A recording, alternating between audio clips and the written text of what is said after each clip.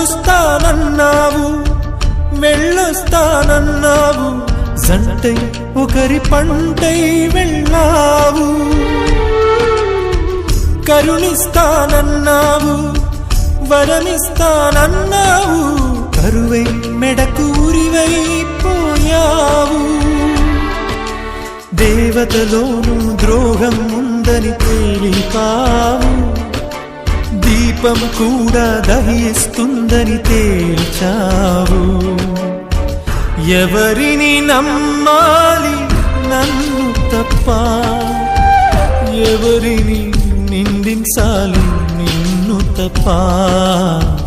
నువ్వంటే ప్రాణమని, నీతోనే లోకమని, నీ తోడే లేకుంటే బ్రతికేది ఎందుకని.